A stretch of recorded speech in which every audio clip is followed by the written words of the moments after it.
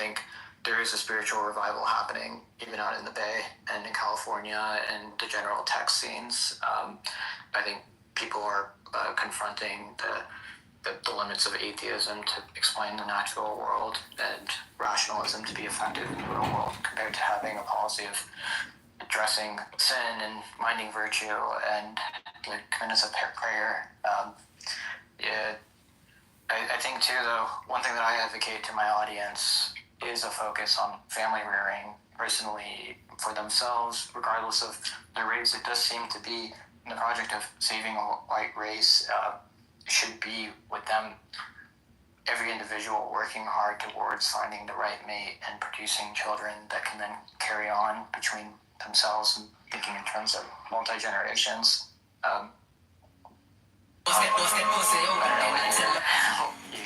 You seem to be focused on your Well,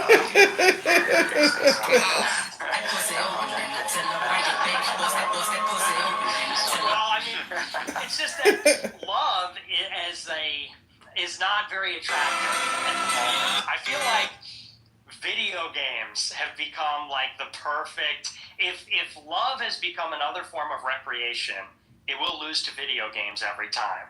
But that's really kind of the problem. It's like the proposition for intimacy, love, child rearing, it is actually not an attractive proposition for men. Because, you know, if you want the sexual gratification, it's easily accessible through porn, escorts, casual hookups. If you want marriage, it's this deep investment and doesn't have very good record of success these days. And there's like structural incentives that make it that way. You know, no-fault divorce being the big thing. And just generally the culture and attitude that we have about women, which is that they have agency. You know, they've been liberated from men. That's really the problem. So I think that whole thing's got to be fixed if we're going to direct sexuality towards its proper end, because otherwise, you know, you have to look at the society we've created. It's like, well, why don't people want to go and create stable relationships and have kids? It's like, well, have you touched grass? It's brutal out there, you know, and I'm not even speaking from experience. I'm not, you know, I'm more of a not really sexual person in general, but you look outside and it's like, it's a wasteland out there. So, but the whole thing is like, maybe you should figure that out. Try it out sometime. What they've been taught to want, which is the instant gratification, which is women's independence and equality. Like, look, if women are fertile and if they reach an age where they can reproduce and they find themselves in a classroom, then people aren't going to get married at that age. You know, and it's just that simple. So, and what's more, if people are being told like marriage is arbitrary, then people aren't going to stay together. Who wants to be married? It's going to be a very small group of people that want to stick it out on principle. It's like, because, you know, marriage, you both get old, you change physically, you change your personality, you go through difficult periods, and familiarity breeds contempt. You know, human beings actually don't like to know everything about each other. So, you know, the only thing that keeps people in these solid formations, it's got to be a society that is united behind religion. Otherwise, you know, people are going to do whatever they want to do, and that's divorce, sex, promiscuity. Yeah, I agree with you. The sexual hedonism is a product of the atheism, and it is one of, I think, the big projects that needs to happen culturally in America is a return to spirituality, because it reflects on our reproduction. Whoever shall call us Thelemites will do no wrong. It's one of the priorities. It's something I talk about often with my community, but I guess also, my community is somewhat mixed gender. I think your workers are mostly guys. You're a bit of a true cell, actually. You're talking about the fluid cell. I am. I'm the only true cell left, dude. Everyone has gone full on like simp or Wojak respecter. I'm the last true cell left. No. I don't appreciate the beta simping. I think I think a recovery is possible for the Floyd, but absolutely it requires a certain rearrangement of their self-identity as women and men. Yeah. Well, and I think a lot of conservatives aren't helping because it's basically everyone is a feminist now. And if you start to express anything that is actually opposed to feminism, even the conservative women start to say, oh, that gave me the ick. Oh, that's toxic. Oh, blah, blah, blah. It has to be totally shut down, totally rethought. And I don't hate women. Like, I do love women, but women they're just off the reservation these days, totally misguided. And the problem is all women do hate men now. And when I say that, not all women hate all men, but that women hate men because women hate the men that most embody maleness. The men that men admire, like Trump. Trump is someone that every real guy loves. Like, this is a guy that he's not pro-social. I mean, he is. He's a businessman, but he's very brash, gets to the point, no nonsense. This is like your boomer dad that every young guy looks up to. Every real young guy looks up to. The guy that can handle anything, stoic, nothing, totally unflappable. And not all women, it's getting better, but like all women hated Trump. All women hated Trump. They all hate Andrew Tate. And I've had this thought before, it's like, I feel like it used to be the case that those kinds of guys, like your crazy uncle, your badass grandpa, these guys who were super male, in the old days, young girls would be like a serving wench for those guys. Like, they love those guys. They're affectionate towards those guys. And now I feel like all women look at guys like that and roll their eyes and go, This is because you don't go out, Nick. Maybe women would like you if you went out and talked to women. Women wouldn't say they hate men, but a lot of women these days hate maleness, and they like men that act more like women. And even if they're not flamboyant, even if they're not feminine, like in their affect, they like guys that are, like women these days say, I like a guy that's goofy. I like a guy. They like these like silly people. These like silly, simpy people, and anyone that's actually like a fucking boss, like Trump, they hate. And that's kind of my. You're Sigma Truth, though. Maybe that's why Vince had to be a race trader. He had to go outside of this grade of woman. Maybe that's what you should consider. Maybe go Asian like they're doing in the Bay. Yeah. So that's my hot take. But I think we agree on a lot of stuff. I think that you and I get it. Like, you're more liberal. I get it. Dude, I don't know if that's exactly true. Well, you know what I mean. You're like a liberal, not like a leftist shit, but like a sense. Yes, yeah, I suppose. Right. Yeah. And I sympathize with that, honestly. But, yeah, I mean that's what I had said.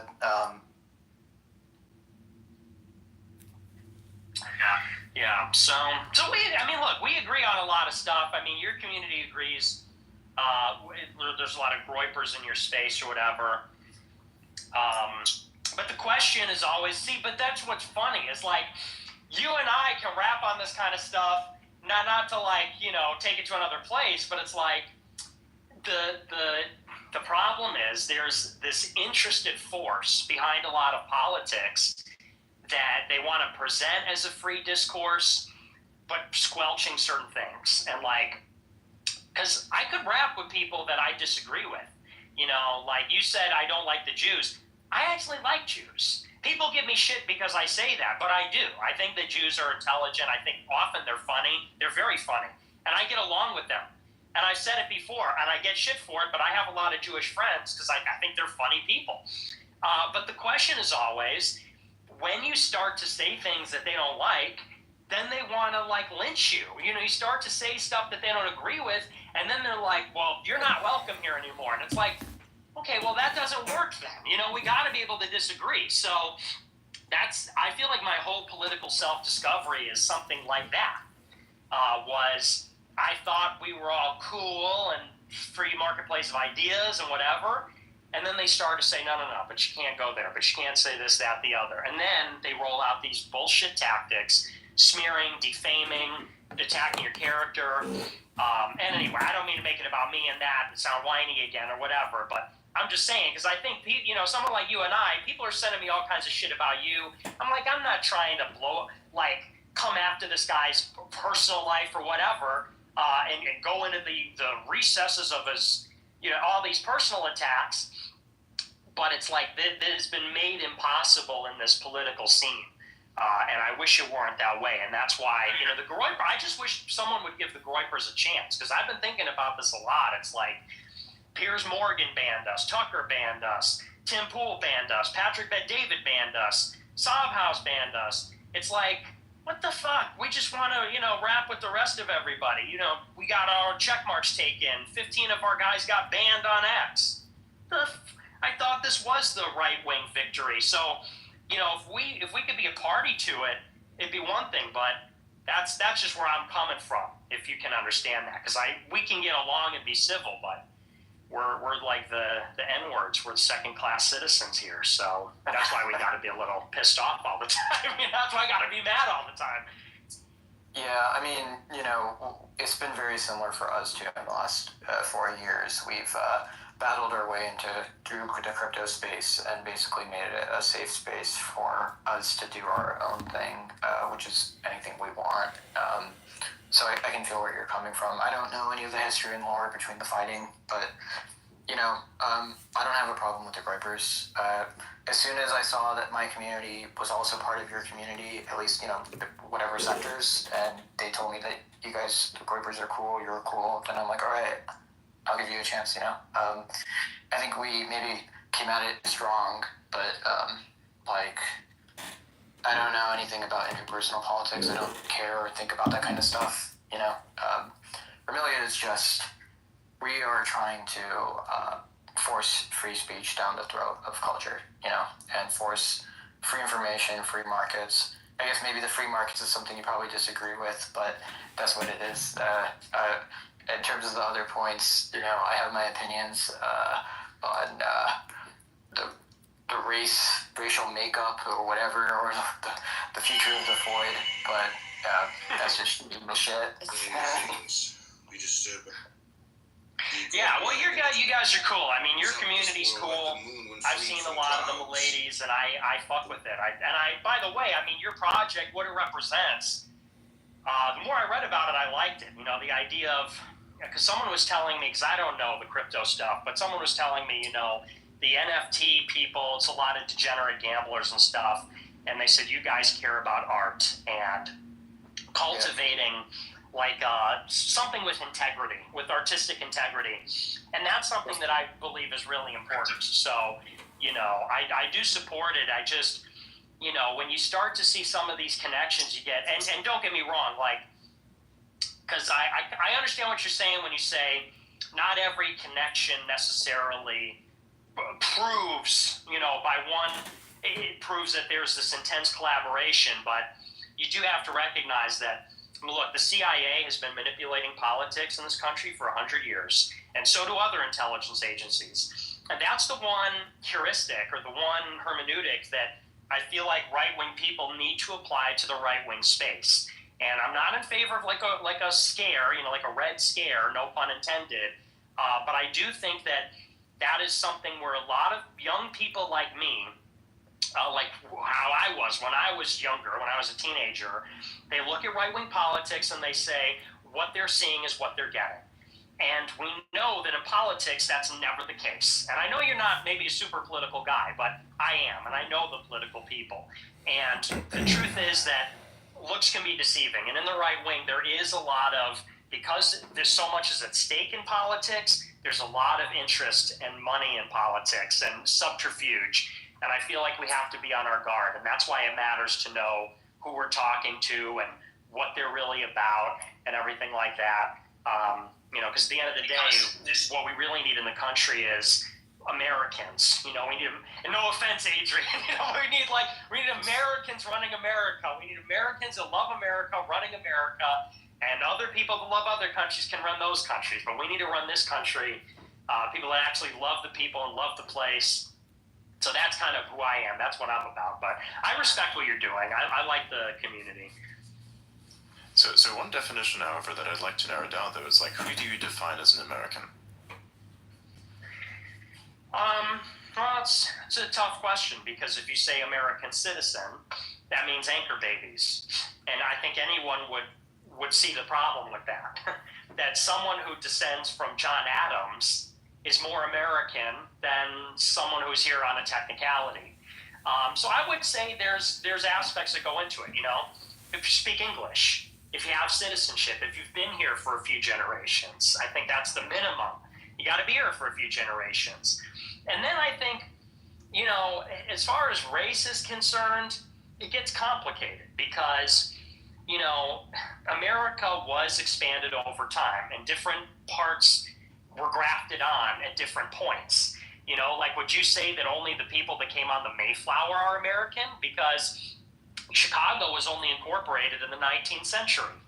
But there were English settlers here in the 17th century. And Mexicans have been in Texas for a long time.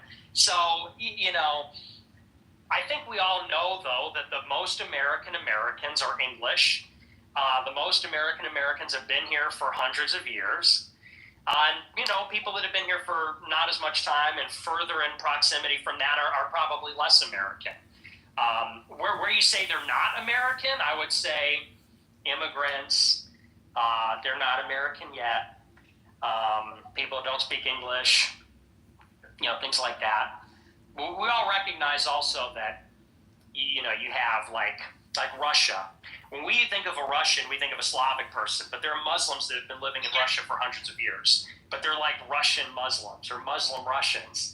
Similarly, we think of America, we're supposed to think of Tom Cruise. You know, we're supposed to think of George Washington. We're not necessarily thinking of Sundar Pichai.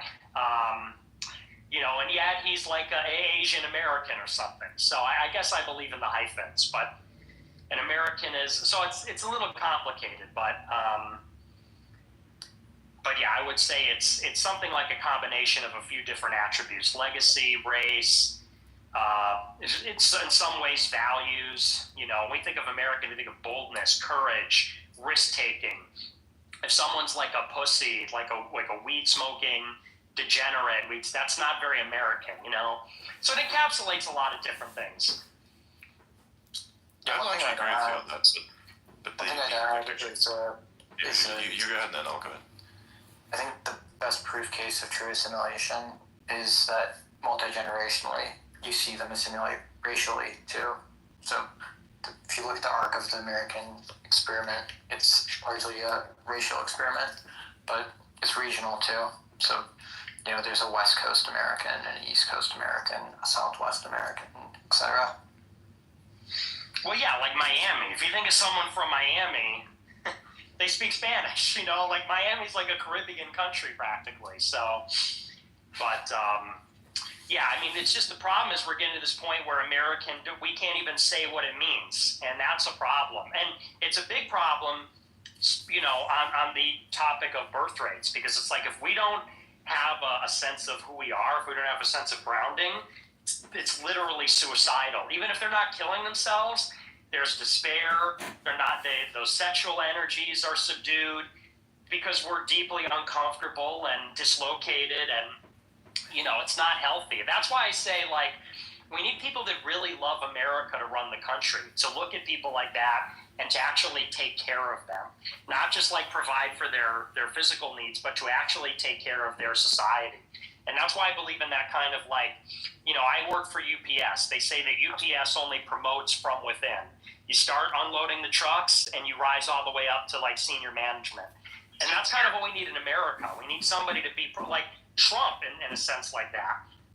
You know, ostensibly, I mean, they want Vance to be like that. I suppose, strictly speaking, he would meet that definition.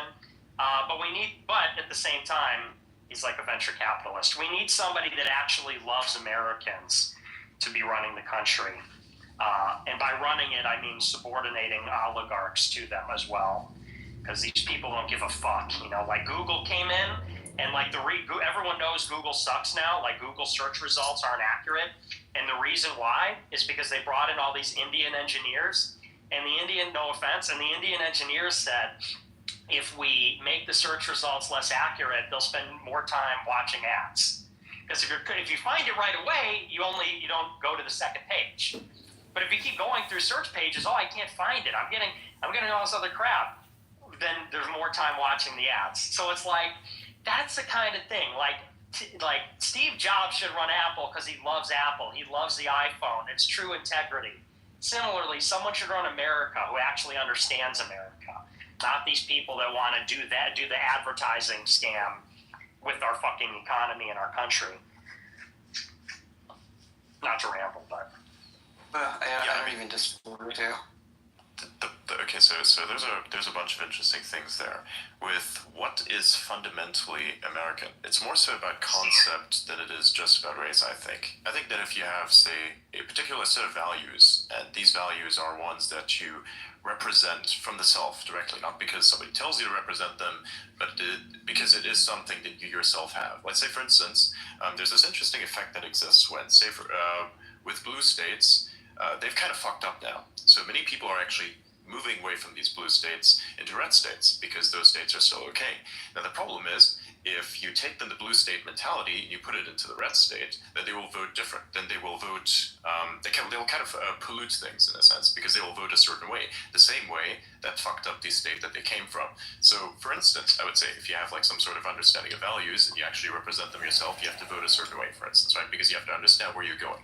So I think what would make someone say, fundamentally American would be someone who understands the values, enforces those values at every level, understands the history, is in line with that history, and is proud of it, I think, even to a certain extent, right? So there's a certain thing that makes people American. And I would say even the ironic thing is many of the greatest things that came to America actually came from other people that weren't even born in that country. Werner von Braun was the only reason why America had a chance at all at succeeding in the first space race. So if it wasn't for someone who literally immigrated there and hadn't spent a single generation there, then you would have not had NASA, you would have none of these things. You would have. But what do Werner von Braun and Elon have in common? That they both came here. What else? I don't know. That's about it. They're white. Skin color is really light. Well, what's the problem with their skin color? What's the problem with that? You can point at many other people that have done great things as well. Like who? I think I could take a recent one. We could say would be someone like Arvind Srinivas. He's a pretty cool one. There's a recent tech founder type of person. There's one that I can name right off the top of my head. I think he's a really cool individual. Yeah. No, he's Indian, ironically enough, but I think he embraces, American exceptionalism to a certain extent and is an accelerationist. By the way, I do think accelerationism is pretty good, but I think that would cause a bit of a rift, I think, between people here, because they believe that we should slow things down. I don't. I think that moving ahead faster is one of the only solutions. Also, interestingly, that guy still doesn't have a green card. Yeah, it's fucked up, isn't it? He's contributed enormous economic benefit to the country in which he's in, which is America. So I'd say as somebody who does something like that, it's a browser that actually circumvents the problems that exist with Google. So Google's search engine is fucking disgusting. So he has solved that problem. Ironically, the very problem that you say has been caused by Indians is an Indian fixed it. Werner von Braun and Elon, rocket ships, guy, web browser. No, but I agree. I mean, look. Everybody's got to start somewhere. I agree. I mean, look, like, my favorite artist is Ye. Is Kanye. He's black. By the way, consider that, for instance, Tesla, which is one of those companies that is owned by Elon and primarily operated by Elon. If you look at one of its primary things that makes it very relevant is the fact that the Tesla car is basically a robot on wheels. And one of the things that they have, which practically no other car company has, because Tesla's not really a car company, they're an AI and robotics company. They have real-world AI in that they can actually interact with the real world in ways that no other AI company has been able to do yet. And who is the head of, who's the head of that specific part of Tesla? The AI, real-world AI thing, the FSD, who's that? Who is it? It's an Indian guy. So based? All I'm saying. Yeah, saying no, and I I'm don't not think it like disagreeing. boils down to generations. I do agree that limiting immigration is totally warranted. I think everybody agrees here actually with this one. I think it's like bringing people in en masse without any consideration as to who they are, even. To a certain extent, I mean, terrorists have come into that country and they've really fucked things up. That is a problem. And look at Germany right now; it's completely falling apart because of the people that they brought in. So you can see the disaster firsthand. So I don't disagree with that whatsoever. I fully agree, however, with bringing people into various places if they are skilled and they want to make that place a better place, or they want to come to what is effectively the land of opportunity. And I think that is exactly what one should do. If you see opportunity in another country, you should go there. That's our home, but that's our home. I mean, that's the problem. Yeah, but they can make it their home also, and they can make your home better. But they can't. They can't, because if they change what our home is, then it's no longer our home. If I live in a neighborhood that is 90% white, and then I return to it when I'm an old man, when I'm 60 years old, and it's 90% not white, it's going to be unrecognizable. They won't even be speaking the same language. It's going to be completely different. Yeah, but that's the problem. Let me finish. Like people say, "Oh, America's the land of opportunity. We're going to come in and take advantage." It's like, okay, but we fucking live here. Like we if that involves fundamentally changing our home, then we don't want that. And I think that we can have. And I don't think we disagree, actually. I don't think that, like, we can have a small number of people come here who are truly exceptional and innovate. A small number. But that's not what's happening. We're talking millions. Like 10 million illegals came in under Biden. Oh, yeah, I don't disagree with that. And millions of legal people came here, too. Disagree. Yeah, but we don't disagree. On that, we don't disagree. What I was specifically saying is when you have the people that are brought in who represent the culture on every level, right, represent the American culture on every level, then basically, even though these people would have a different appearance from the perspective of their biology, they would still be just as American as anyone else who looks a different way. It's just simply how it is. So I think, like, even say, for instance, you come to that neighborhood once again, the same values that have existed before you left are still there in place. So if these values are being reinforced within people, and the people that came there have those same values, even though they look a little bit different, the only thing that will look different is, to a certain extent, maybe even the faces. But I think that would be short-lived also, because even if you were we're people. We're not just values, we're people. That's sort of the point. Is like people also. It's like I said when I the point is like with small amounts of immigration, you're not going to be invaded. What had been happening is basically full-scale invasion by people who came in illegally, right? We're not disputing that whatsoever, and I agree that's a problem. Yeah, exactly. Okay, yeah, because I think the H-1B had been abused in the past, but of course that's getting overhauled now. At least you also have the diversity visa. The diversity visa is absolute bullshit. Yeah. So I don't think we're in disagreement. Yeah, no, we're not in disagreement. We're just narrowing down definitions. That's what. Nick, I am curious. What do you think about the EB-5? I think all the immigration programs got to go for now, even the EB-5. There's just too many people.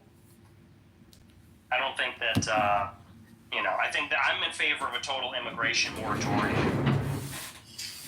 So, and that includes, so-called specialist skilled people, investors, whoever you want to say. I think that for now, and you laugh, but it's like, we were talking about a vacuum, that maybe that would be fine.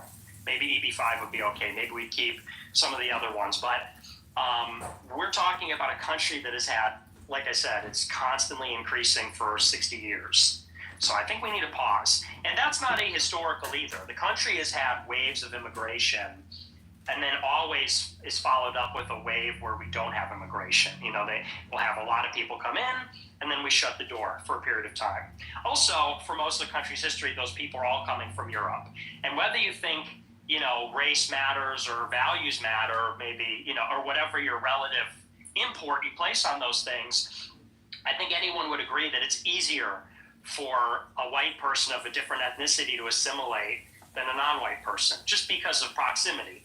We use the same alphabet, we have the same religion, generally speaking, we look relatively the same compared to people that, obviously there's more difference between a Nigerian and an Englishman than German and an Englishman. So for obvious reasons, And that's how we had it when we had all Europeans coming here. Come in, close the door. Come in, close the door. For 60 years, it's just been come right on in. And next year, more people should come in. For 60 years, and they're coming from Asia and Latin America mostly. So, no, I think even investors, we just need to have it all shut down so the people that are here can have a chance to assimilate to whatever extent possible. And then you can open it up to investors and specialists and other people. But for now, I think it should be almost complete. Hey, listen, guys. I have actually an appointment I gotta go to tonight. But if you want to stay on, I'm gonna drop off. Thanks for hosting the space, Adrian. I appreciate it. Nick, it was a good. I don't even know if it counts as a debate, but it was nice to meet you. Oh, he looks like he just dropped off too. Yeah, I think this was a really good conversation. Thank you for coming, by the way. And if you'd like to do this at any other point in time, again, just hit me up. We'll do it. We'll make something happen. Yeah, let me know. I think it's fun. I like these kinds of I don't know, debate conversations. It's interesting. Sure. Also, your community is amazing. Amazing meme that they created. It's fucking great. It's good, so I love it. Adrian, they're begging you to put it on. Oh my god. Oh yeah, I do in fact have one that looks just like me. It's like one that's on Mars. It's very nice. Like the background is really, really cool. Made one. Yeah, I saw we'll show it off on a live stream. Oh yeah? You're wearing it on your Max. Yeah, I have it in my Discord server on Signal and such. Out of here, I was like, why the fuck are you milady? It's so funny. Yeah, there's a ton of conspiracies, just like that you're Elon Musk, but also that Elon's secretly a lady with an alt. So it just feels that. That is hilarious. That is absolutely hilarious. I mean, I do have an alt. I should probably put it on there. Oh yeah. There you go. Complete the. Yeah. Exactly. Well, anyways, thanks for coming, man. This is great. Do you see Nick Fuentes connecting again, or is he dropped? I don't see him connecting. I think he just dropped, perhaps. Yeah, my phone actually died earlier when you guys were talking. My phone died. I had to charge it and get back in. that explains He's it. coming back for a second. He's coming back? Yeah, he's connecting it. Cool. You back, Nick? Hey, yeah, I just wanted to say I'm heading out as well, but yeah, thank you, Charlotte Fang, for joining up the space. I know I'm surrounded by drama and controversy, so I appreciate you joining the space. I thought it was a good conversation. I'm a fan of Milady. Maybe I can come to one of your events. If you're a free speech guy, I'd love to show support. If you don't want the smoke, that's okay too. But it was good meeting you, and thanks, Adrian, for putting this on, and your co-host as well. You're always super objective, and we love your spaces. You're totally solid, so I appreciate you a lot. So thanks, guys. Thank you. Okay, cool, Nick. Great to meet you. And yeah, we'll connect. All right, sweet. Bye, guys. Thank you. Bye-bye. All right, I'll be dropping off too. Bye, guys. Bye-bye. I think we can wrap it here. What do you guys think? Like, that's a good time to wrap. Yeah. Yeah, that's fine. Yeah, I think there's not much else to discuss, really. But yeah, this is great. Thank you all for coming. If you'd like to see more of this, make sure to follow, turn notifications on. I go live every single day on Spaces, almost every single day. Actually, as a matter of fact, I might be taking a bit of a break coming up because I have a bunch of things that I do in real life. But I frequently host Spaces just like these, record the conversation. So join us there if you'd like. Also, thank you for all of the Milady community for coming out. Thank you for all of the community that came out from Fuentes as well, to joining up and listening to this and being relatively civil in the comments. I really enjoyed this. This was great. Should do it again sometime. Thank you all for coming. See you on the timeline. Good night. Okay, so that's Elon Musk signing off. This was the Nick Fuentes interview debate with Fang. He also said he won't be doing conversations every night from now on.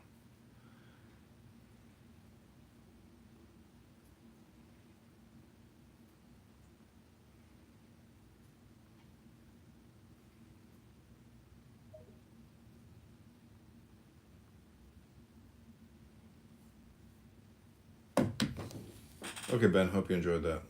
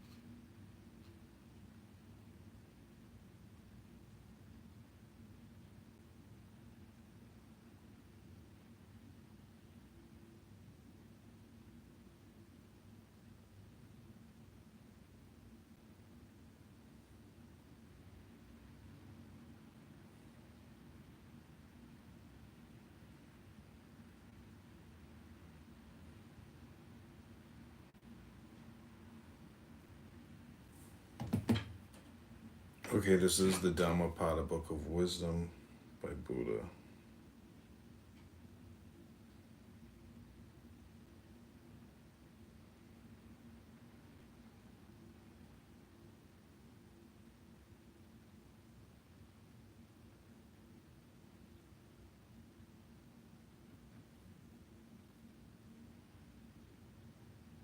Okay, this is Dhammapada.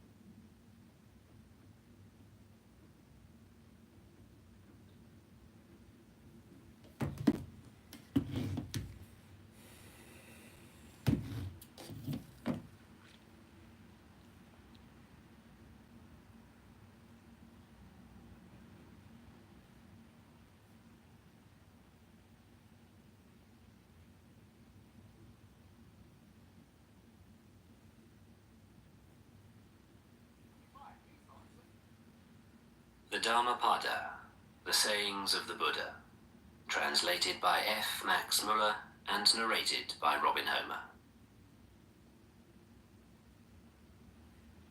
Chapter 1. The Twin Verses.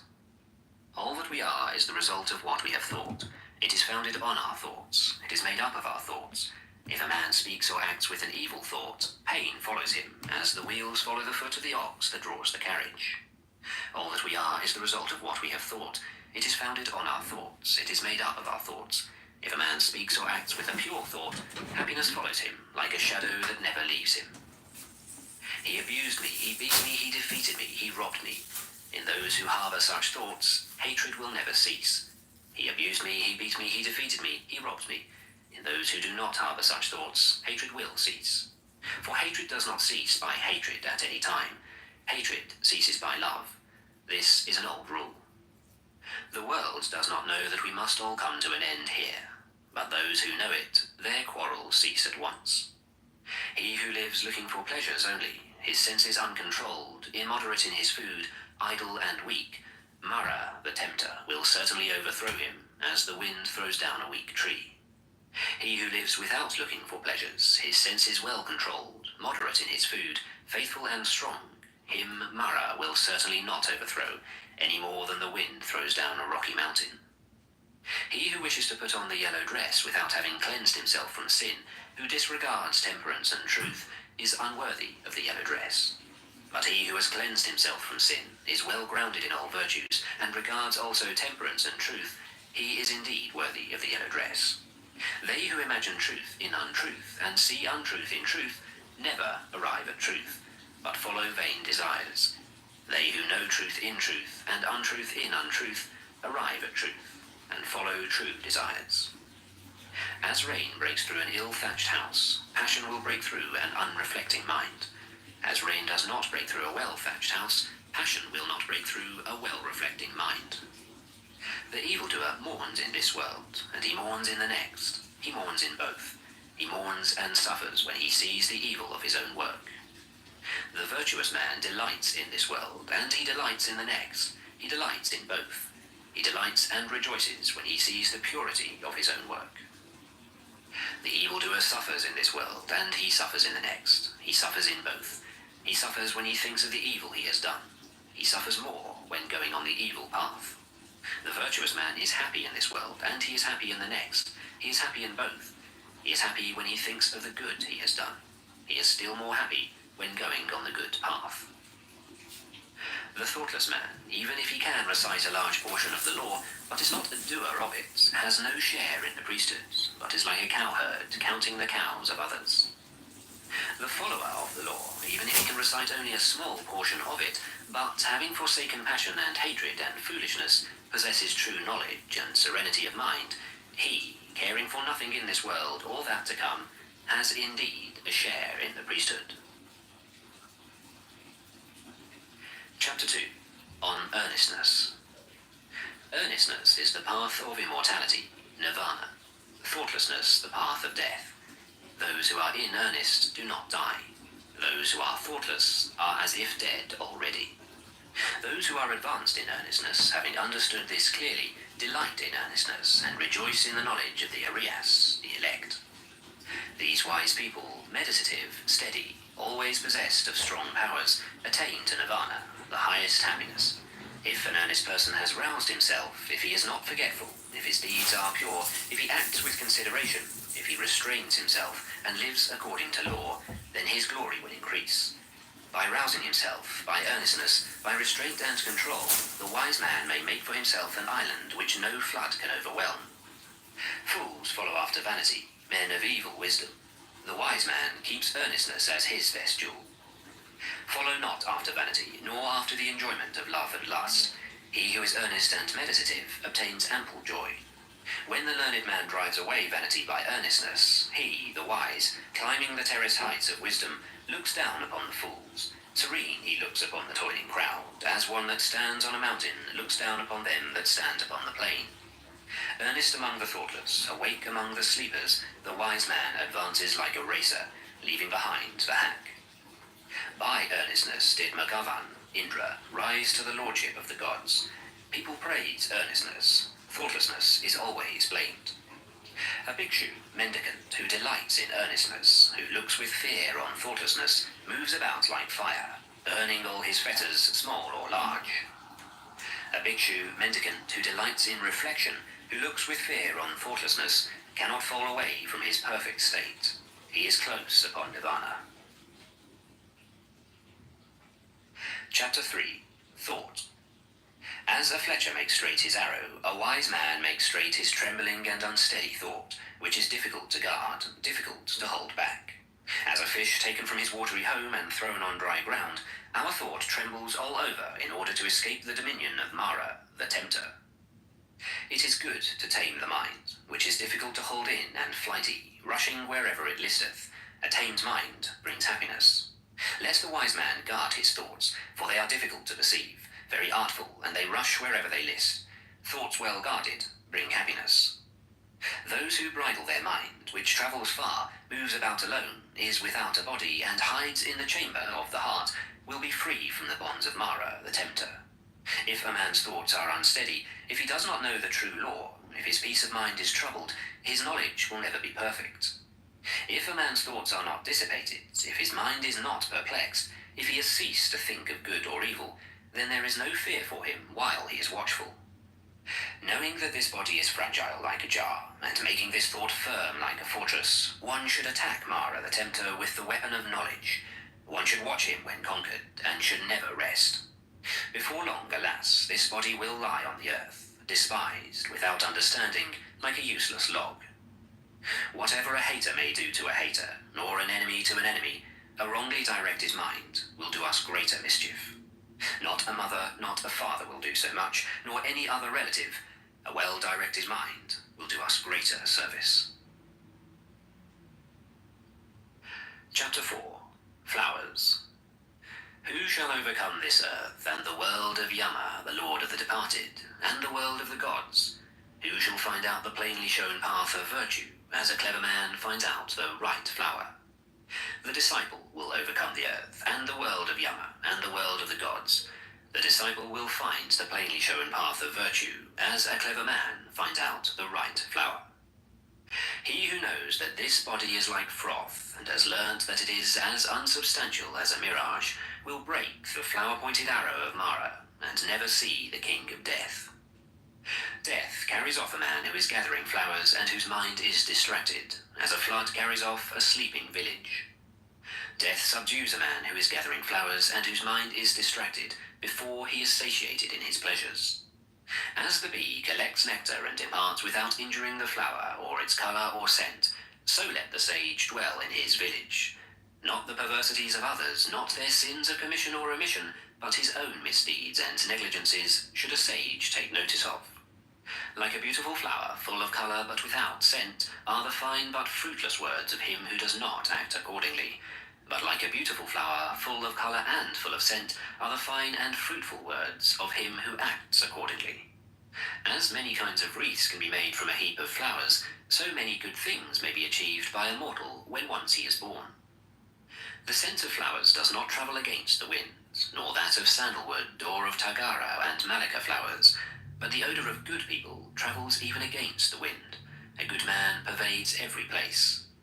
Sandalwood or tagara, a lotus flower or a vasiki, among these sorts of perfumes, the perfume of virtue is unsurpassed. Mean is the sense that comes from tagara and sandalwood. The perfume of those who possess virtue rises up to the gods as the highest. Of the people who possess these virtues, who live without thoughtlessness, and who are emancipated through true knowledge, Mara, the tempter, never finds the way. As on a heap of rubbish cast upon the highway, the lily will grow full of sweet perfume and delight.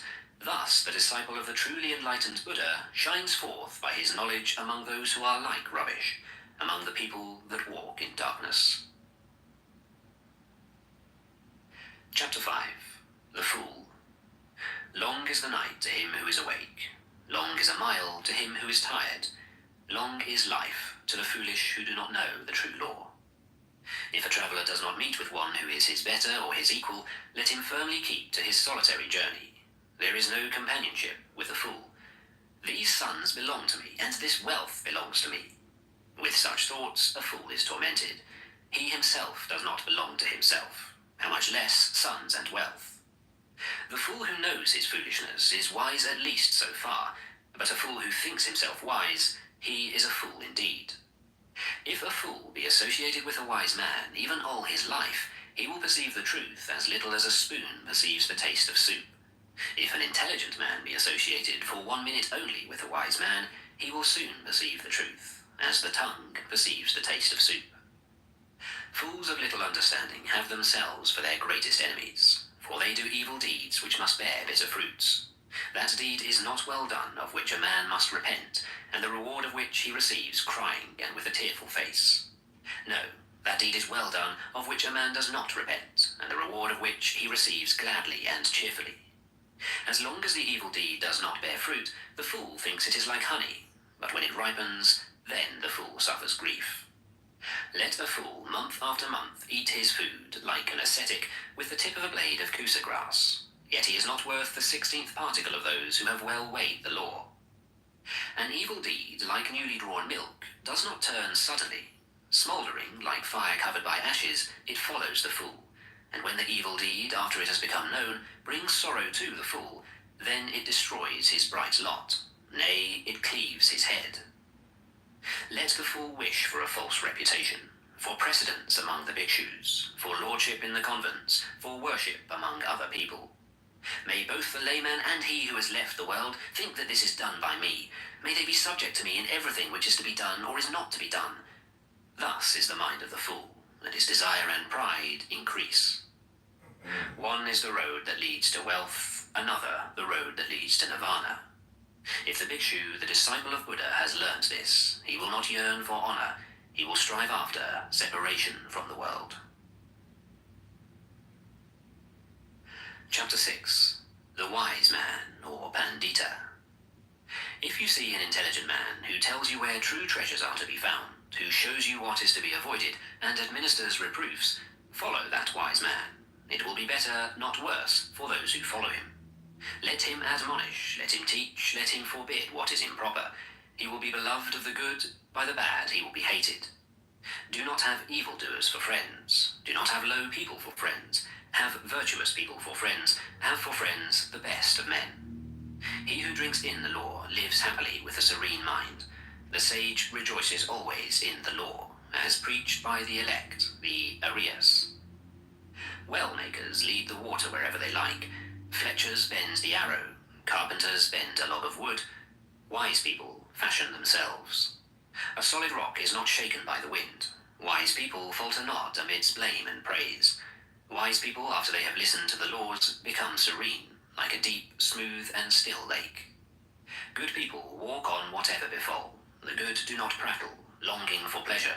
Whether touched by happiness or sorrow, wise people never appear elated or depressed.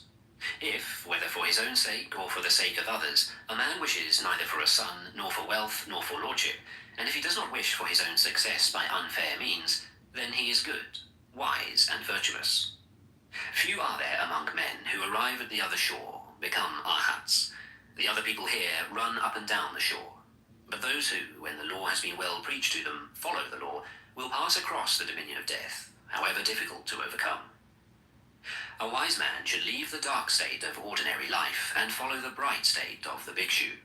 After going from his home to a homeless state, he should, in his retirement, look for enjoyment where there seemed to be no enjoyment.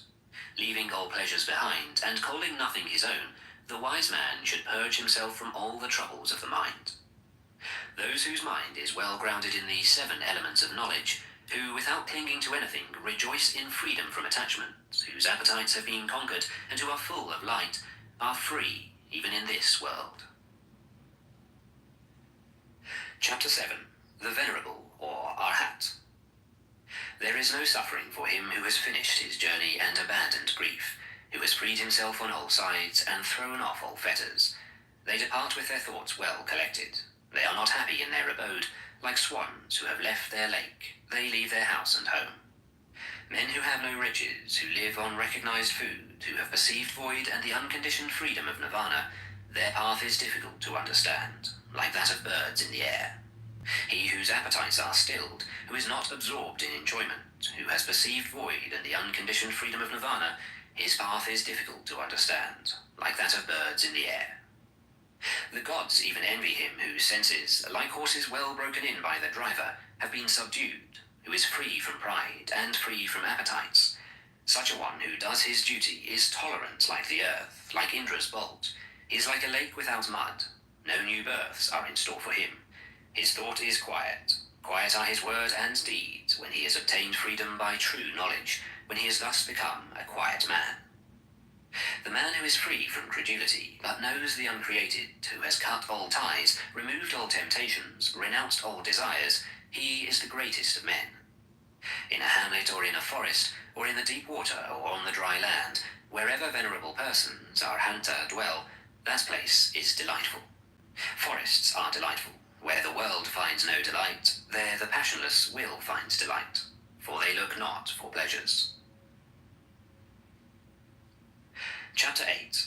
The Thousands. Even though a speech be 1,000 words, but made up of senseless words, one word of sense is better, which if a man hears, he becomes quiet. Even though a gatha, poem, be 1,000 words, but made up of senseless words, one word of a gatha is better, which if a man hears, he becomes quiet. Though a man recite 100 gathas, made up of senseless words, one word of the law is better, which if a man hears, he becomes quiet. If one man conquer in battle 1,000 times thousands men, and if another conquer himself, he is the greatest of conquerors. One's own self conquered is better than all other people. Not even a god, a Gandharva, not Mara with Brahman could change into defeat the victory of a man who has vanquished himself and always lives under restraint.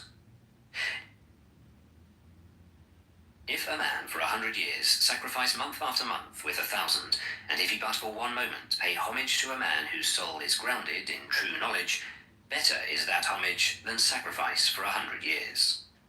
If a man for 100 years worship Agni, fire, in the forest, and if he but for one moment pay homage to a man whose soul is grounded in true knowledge, better is that homage than sacrifice for 100 years. Whatever a man sacrifice in this world as an offering or as an oblation for a whole year in order to gain merit, the whole of it is not worth a farthing. Reverence shown to the righteous is better. He who always greets and constantly reveres the aged, 4 things will increase to him: life, beauty, happiness, power. But he who lives 100 years, vicious and unrestrained, a life of one day is better if a man is virtuous and reflecting. And he who lives 100 years, ignorant and unrestrained, a life of one day is better if a man is wise and reflecting. And he who lives 100 years, idle and weak, a life of one day is better if a man has attained firm strength. And he who lives 100 years, not seeing beginning and end, a life of one day is better if a man sees beginning and end. And he who lives 100 years, not seeing the immortal place, a life of one day is better if a man sees the immortal place. And he who lives 100 years, not seeing the highest law, a life of one day It is better if a man sees the highest law. Chapter 9. Evil. If a man would hasten towards the good, he should keep his thought away from evil. If a man does what is good slothfully, his mind delights in evil. If a man commits a sin, let him not do it again. Let him not delight in sin. Pain is the outcome of evil. If a man does what is good, let him do it again. Let him delight in it. Happiness is the outcome of good. Even an evildoer sees happiness as long as his evil deed has not ripened. But when his evil deed has ripened, then does the evildoer see evil. Even a good man sees evil days as long as his good deed has not ripened. But when his good deed has ripened, then does the good man see happy days. Let no man think lightly of evil, saying in his heart, "It will not come nigh unto me." Even by the falling of water drops, a water pot is filled. The fool becomes full of evil, even if he gather it little by little. Let no man think lightly of good, saying in his heart, "It will not come nigh unto me." Even by the falling of water drops, a water pot is filled. The wise man becomes full of good, even if he gather it little by little. Let a man avoid evil deeds as a merchant. If he has few companions and carries much wealth, avoids a dangerous road. As a man who loves life avoids poison. He who has no wound on his hand may touch poison with his hand. Poison does not affect one who has no wound, nor is there evil for one who does not commit evil. If a man offend a harmless, pure and innocent person, the evil falls back upon that fool, like light dust thrown up against the wind. Some people are born again. Evildoers go to hell, righteous people go to heaven. Those who are free from all worldly desires attain nirvana. Not in the sky, not in the midst of the sea, not if we enter the clefts of the mountains, is there known a spot in the whole world where a man might be freed from an evil deed. Not in the sky, not in the midst of the sea, not if we enter the clefts of the mountains, is there known a spot in the whole world where death could not overcome the mortal.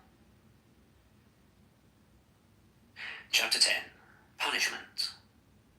All men tremble at punishment. All men fear death. Remember that you are like unto them, and do not kill, nor cause slaughter. All men tremble at punishment. All men love life. Remember that you are like unto them, and do not kill, nor cause slaughter. He who, seeking his own happiness, punishes or kills beings who also long for happiness, will not find happiness after death. He who, seeking his own happiness, does not punish or kill beings who also long for happiness, will find happiness after death. Do not speak harshly to anybody. Those who are spoken to will answer thee in the same way. Angry speech is painful. Blows for blows will touch thee. If, like a shattered metal gong, you utter not, then you have reached nirvana. Contention is not known to you.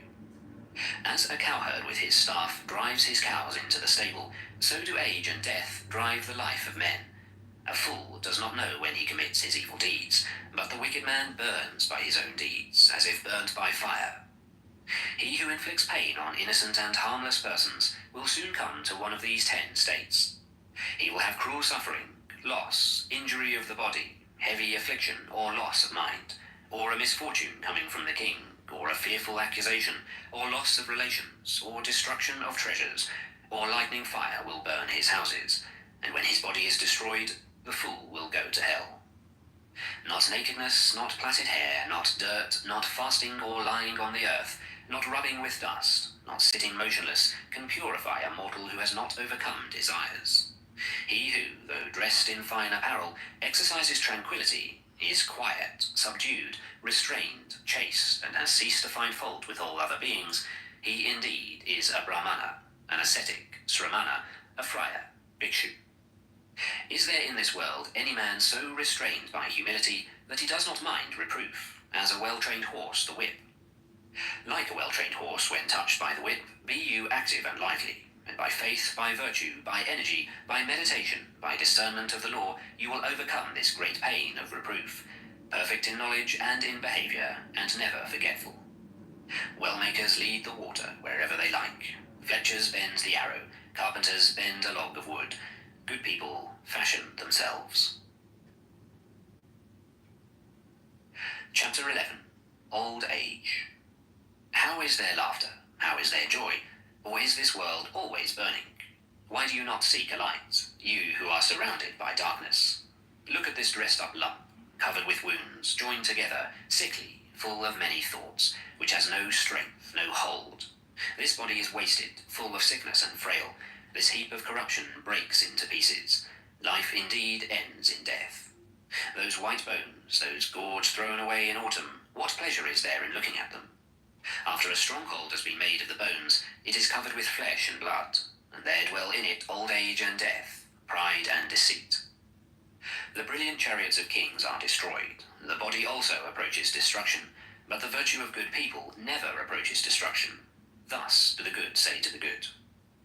Looking for the maker of this tabernacle, I shall have to run through a course of many births, so long as I do not find him, and painful is birth again and again. But now, maker of the tabernacle, you have been seen. You shall not make this tabernacle again. All thy rafters are broken. Thy ridgepole is sundered. The mind, approaching the eternal, Visankara, Nirvana, has attained to the extinction of all desires. Men who have not observed proper discipline and have not gained treasure in their youth perish like old herons in a lake without fish. Men who have not observed proper discipline and have not gained treasure in their youth lie like broken bows, sighing after the past. Chapter 12. Self. If a man hold himself dear, let him watch himself carefully. During one at least out of the 3 watches, a wise man should be watchful.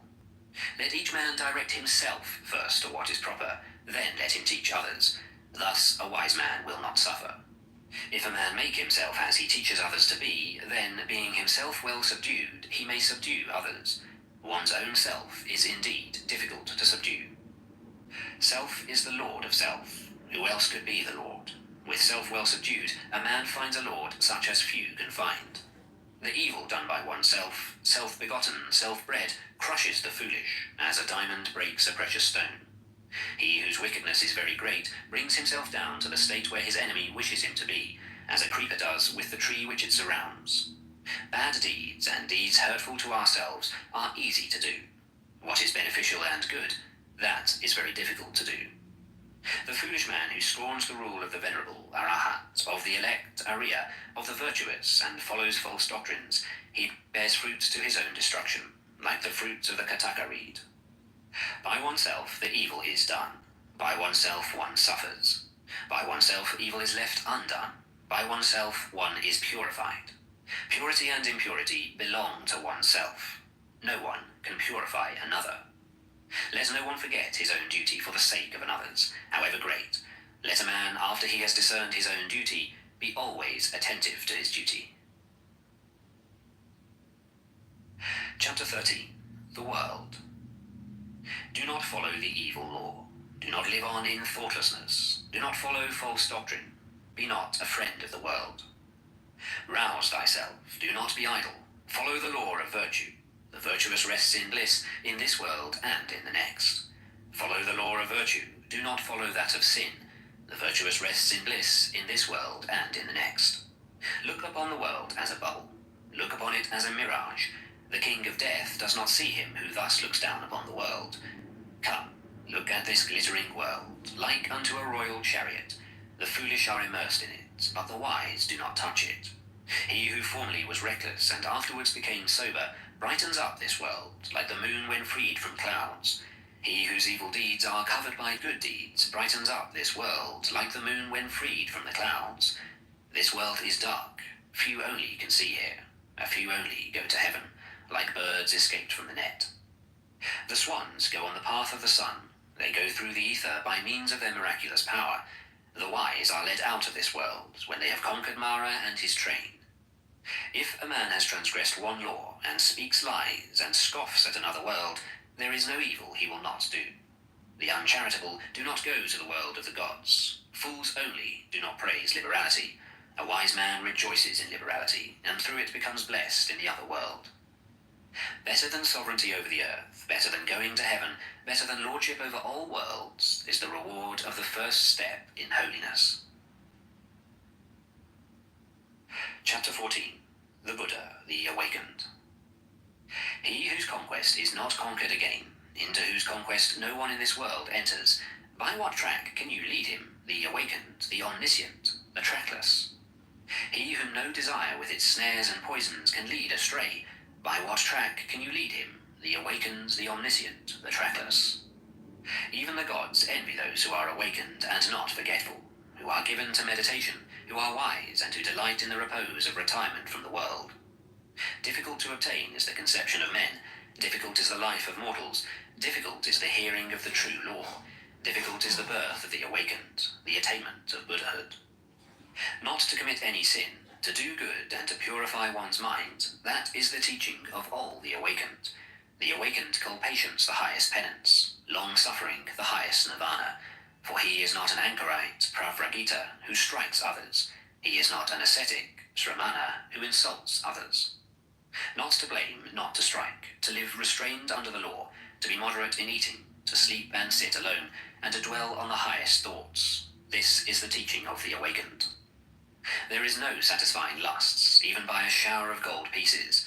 He who knows that lusts have a short taste and cause pain, he is wise. Even in heavenly pleasures he finds no satisfaction. The disciple who is fully awakened delights only in the destruction of all desires. Men, driven by fear, go to many a refuge, to mountains and forests, to groves and sacred trees. But that is not a safe refuge. That is not the best refuge. A man is not delivered from all pains after having gone to that refuge. He who takes refuge with Buddha, the law and the church, he who, with clear understanding, sees the four holy truths, pain, the origin of pain, the destruction of pain, and the eightfold holy way that leads to the quieting of pain. That is the safe refuge. That is the best refuge. Having gone to that refuge, a man is delivered from all pain. A supernatural person, a Buddha, is not easily found. He is not born everywhere. Wherever such a sage is born, that race prospers. Happy is the arising of the awakened. Happy is the teaching of the true law. Happy is peace in the church. Happy is the devotion of those who are at peace. He who pays homage to those who deserve homage, whether the awakened Buddha or their disciples, those who have overcome the host of evils and crossed the flood of sorrow, he who pays homage to such as have found deliverance and know no fear, his merit can never be measured by anybody. Chapter 15. Happiness.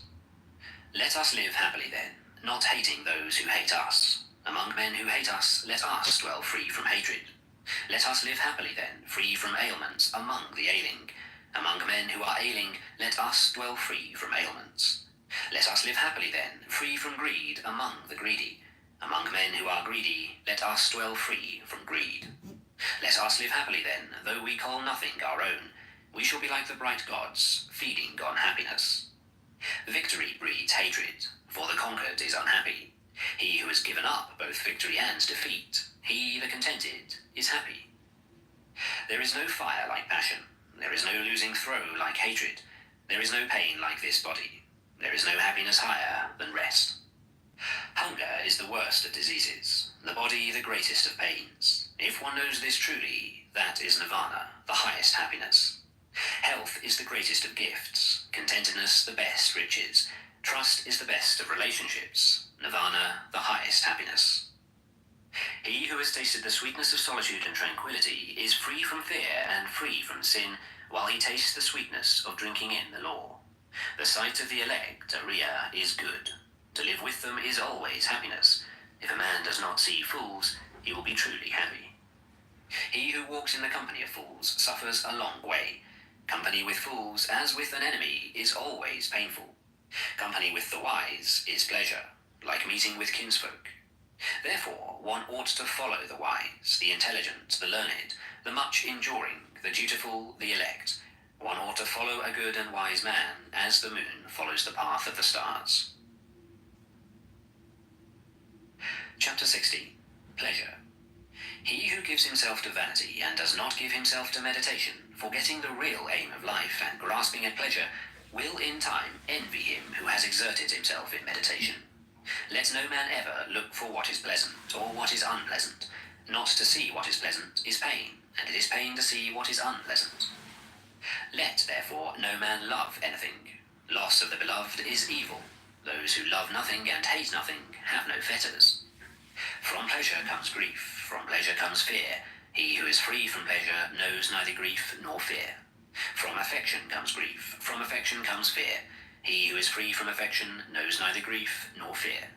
From lust comes grief, from lust comes fear. He who is free from lust knows neither grief nor fear. From love comes grief, from love comes fear. He who is free from love knows neither grief nor fear. From greed comes grief, from greed comes fear. He who is free from greed knows neither grief nor fear. He who possesses virtue and intelligence, who is just, who speaks the truth, and does what is his own business, him the world will hold dear. He in whom a desire for the ineffable, nirvana, has sprung up, who is satisfied in his mind, and whose thoughts are not bewildered by love, he is called Udvramstratas, carried upwards by the stream. Kinsmen, friends, and lovers salute a man who has been long away, and returns safe from afar. In like manner his good works receive him who has done good, and has gone from this world to the other, as kinsmen receive a friend on his return. Chapter 17. Anger. Let a man leave anger. Let him forsake pride. Let him overcome all bondage. No sufferings befall the man who is not attached to name and form, and who calls nothing his own. He who holds back rising anger like a rolling chariot, him I call a real driver. Other people are but holding the reins. Let a man overcome anger by love. Let him overcome evil by good. Let him overcome the greedy by liberality, the liar by truth. Speak the truth. Do not yield to anger. Give if thou art asked for little. By these 3 steps thou wilt go near the gods. The sages who injure nobody and who always control their body, they will go to the unchangeable place, nirvana, where, if they have gone, they will suffer no more. Those who are ever watchful, who study day and night, and who strive after nirvana, their passions will come to an end. This is an old saying, O Attila. This is not only of today. They blame him who sits silent, they blame him who speaks much. They also blame him who says little. There is no one on earth who is not blamed. There never was, there never will be, nor is there now, a man who is always blamed, or a man who is always praised. But he whom those who discriminate praise continually day after day, as without blemish, wise, rich in knowledge and virtue, who would dare to blame him, like a coin made of gold from the Gambu river. Even the gods praise him. He is praised even by Brahman. Beware bodily anger, and control thy body. Leave the sins of the body, and with thy body practice virtue. Beware of the anger of the tongue, and control thy tongue. Leave the sins of the tongue, and practice virtue with thy tongue. Beware of the anger of the mind, and control thy mind. Leave the sins of the mind, and practice virtue with thy mind. The wise who control their body, who control their tongue, who control their mind, are indeed well controlled. Chapter 18. Impurity. Thou art now like a sear leaf. The messengers of death, Yama, have come near to thee. Thou standest at the door of thy departure, and thou hast no provision for thy journey. Make thyself an island, work hard, be wise. When thy impurities are blown away, and thou art free from guilt, thou wilt enter into the heavenly world of the elect, Ariya. Thy life has come to an end, thou art near to death. There is no resting place for thee on the road, and thou hast no provision for thy journey. Make thyself an island, work hard, be wise. When thy impurities are blown away, and thou art free from guilt, thou wilt not enter again into birth and decay. Let a wise man blow off the impurities of self, as a smith blows off the impurities of silver one by one, little by little, and from time to time. As the impurity which springs from the iron, when it springs from it, destroys it, thus do a transgressor's own works lead him to the evil path. The taint of prayers is non-repetition. The taint of houses, non-repair. The taint of the body is sloth. The taint of a watchman, thoughtlessness. Bad conduct is the taint of woman. Greediness, the taint of a benefactor. Tainted are all evil ways in this world and in the next, but there is a taint worse than all taints. Ignorance is the greatest taint. O mendicants, throw off that taint and become taintless. Life is easy to live for a man who is without shame, a crow hero, a mischief maker, an insulting, bold, and wretched fellow. But life is hard to live for a modest man who always looks for what is pure, who is disinterested, quiet, spotless, and intelligent. He who destroys life, who speaks untruth, who in this world takes what is not given him, who goes to another man's wife, and the man who gives himself to drinking intoxicating liquors, he, even in this world, digs up his own root. O man, know this, that the unrestrained are in a bad state. Take care that greediness and vice do not bring thee to grief for a long time. The world gives according to their faith or according to their pleasure. If a man frets about the food and the drink given to others, he will find no rest either by day or by night. He in whom that feeling is destroyed and taken out with the very root finds rest by day and by night. There is no fire like passion, there is no shark like hatred, there is no snare like folly, there is no torrent like greed. The fault of others is easily perceived, but that of oneself is difficult to perceive. A man winnows his neighbour's faults like chaff, but his own fault he hides, as a cheat hides the bad die from the gambler. If a man looks after the faults of others and is always inclined to be offended, his own passions will grow, and he is far from the destruction of passions. There is no path through the air. A man is not a samana by outward acts. The world delights in vanity. The Tathagatas, the Buddhas, are free from vanity. There is no path through the air. A man is not a samana by outward acts. No creatures are eternal, but the awakened Buddha are never shaken. Chapter 19. The Just. A man is not just if he carries a matter by violence. No, he who distinguishes both right and wrong, who is learned and leads others not by violence but by law and equity, and who is guarded by the law and intelligent, he is called just. A man is not learned because he talks much. He who is patient, free from hatred and fear, he is learned. A man is not a supporter of the law because he talks much.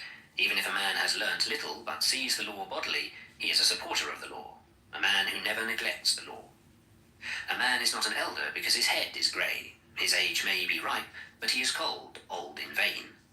He in whom there is truth, virtue, love, restraint, moderation, he who is free from impurity and is wise, he is called an elder. An envious, greedy, dishonest man does not become respectable by means of much talking only, or by the beauty of his complexion. He in whom all this is destroyed and taken out with the very root, he, when freed from hatred and wise, is called respectable. Not by tonsure does a disciplined man who speaks falsehood become a samana. Can a man be a samana who is still held captive by desire and greediness? He who always quiets the evil, whether small or large, he is called a samana, a quiet man, because he has quieted all evil. A man is not a mendicant, bhikshu, simply because he asks others for alms. He who adopts the whole law is a bhikshu, not he who only begs. He who is above good and evil, who is chaste, who with knowledge passes through the world, he indeed is called a bhikshu. A man is not a muni because he observes silence if he is foolish and ignorant, but the wise who, taking the balance, chooses the good and avoids the evil, he is a muni, and is a muni thereby.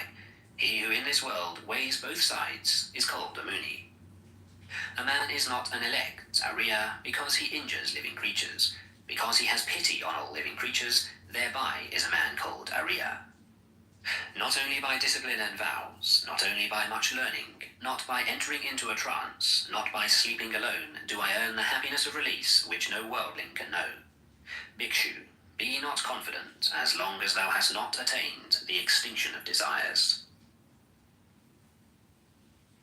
Chapter 20. The Way. The best of ways is the eightfold. The best of truths is the 4 words. The best of virtues, passionlessness. The best of men, he who has eyes to see. This is the way. There is no other that leads to the purifying of intelligence. Go on this way. Everything else is the deceit of Mara the tempter. If you go on this way, you will make an end of pain. The way was preached by me when I had understood the removal of the thorns in the flesh. You yourself must make an effort. The Tathagatas, Buddhas, are only preachers. The thoughtful who enter the way are freed from the bondage of Mara. All created things perish. He who knows and sees this becomes passive in pain. This is the way to purity. All created things are grief and pain. He who knows and sees this becomes passive in pain. This is the way that leads to purity. All forms are unreal. He who knows and sees this becomes passive in pain. This is the way that leads to purity. He who does not rouse himself when it is time to rise, who, though young and strong, is full of sloth, whose will and thought are weak, that lazy and idle man will never find the way to knowledge. Watching his speech, well restrained in mind, let a man never commit any wrong with his body. Let a man but keep these 3 roads of action clear. and he will achieve the way which is taught by the wise. Through zeal, knowledge is gotten. Through lack of zeal, knowledge is lost. Let a man who knows this double path of gain and loss thus place himself, that knowledge may grow.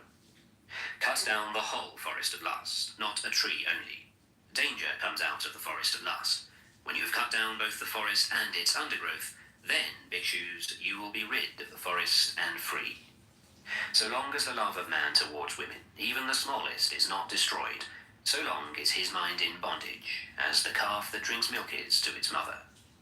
Cut out the love of self like an autumn lotus with thy hand. Cherish the road of peace.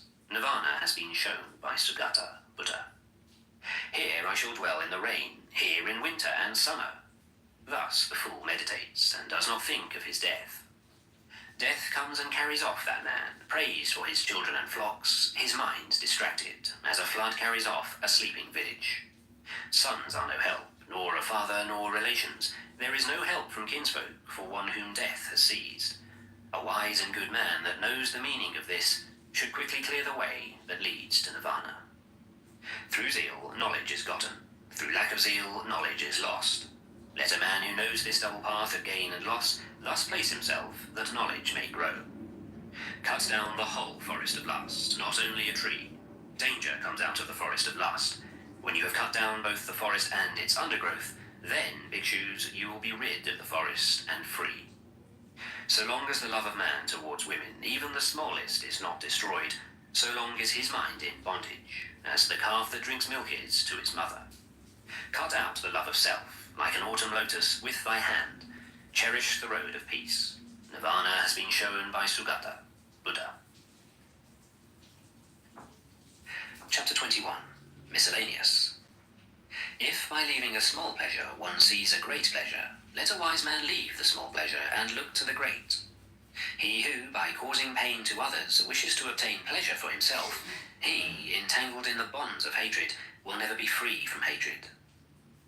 What ought to be done is neglected. What ought not to be done is done. The desires of unruly, thoughtless people are always increasing. But they whose whole watchfulness is always directed to their body, who do not follow what ought not to be done, and who steadfastly do what ought to be done, the desires of such watchful and wise people will come to an end. A true Brahmana goes scatheless, though he have killed father and mother and 2 valiant kings, though he has destroyed a kingdom with all its subjects. A true Brahmana goes scatheless, though he have killed father and mother and 2 holy kings and an eminent man besides. The disciples of Gautama are always well awake, and their thoughts day and night are always set on Buddha. The disciples of Gautama are always well awake, and their thoughts day and night are always set on the law. The disciples of Gautama are always well awake, and their thoughts day and night are always set on the church. The disciples of Gautama are always well awake, and their thoughts day and night are always set on their body. The disciples of Gautama are always well awake, and their mind day and night always delights in compassion. The disciples of Gautama are always well awake, and their mind day and night always delights in meditation. It is hard to leave the world, to become a friar. It is hard to enjoy the world. Hard is the monastery, painful are the houses. Painful it is to dwell with equals, to share everything in common, and the itinerant mendicant is beset with pain. Therefore let no man be an itinerant mendicant, and he will not be beset with pain. Whatever place a faithful, virtuous, celebrated, and wealthy man chooses, there he is respected. Good people shine from afar, like the snowy mountains. Bad people are not seen, like arrows shot at night. He alone who, without ceasing, practices the duty of sitting alone and sleeping alone, he, subduing himself, will rejoice in the destruction of all desires alone, as if living in a forest. Chapter 22. The Downward Course. He who says what is not goes to hell. He also who, having done a thing, says, I have not done it, after death both are equal. They are men with evil deeds in the next world. Many men whose shoulders are covered with the yellow gown are ill-conditioned and unrestrained. Such evildoers by their evil deeds go to hell. Better it would be to swallow a heated iron bowl, like flaring fire, than that a bad, unrestrained fellow should live on the charity of the land. 4 things does a reckless man gain who covets his neighbour's wife: a bad reputation, an uncomfortable bed, thirdly punishment, and lastly hell. There is the bad reputation and the evil way to hell. There is the short pleasure of the frightened in the arms of the frightened, and the king imposes heavy punishment. Therefore let no man think of his neighbour's wife. As a grass blade, if badly grasped, cuts the arm, badly practiced asceticism leads to hell. An act carelessly performed, a broken vow, and hesitating obedience to discipline, all this brings no great reward. If anything is to be done, let a man do it. Let him attack it vigorously. A careless pilgrim only scatters the dust of his passions more widely. An evil deed is better left undone, for a man repents of it afterwards. A good deed is better done, for having done it, one does not repent. Like a well-guarded frontier fort, with defences within and without, so let a man guard himself. Not a moment should escape, for they who allow the right moment to pass suffer pain when they are in hell. They who are ashamed of what they ought not to be ashamed of, and are not ashamed of what they ought to be ashamed of, such men, embracing false doctrines, enter the evil path. They who fear when they ought not to fear, and fear not when they ought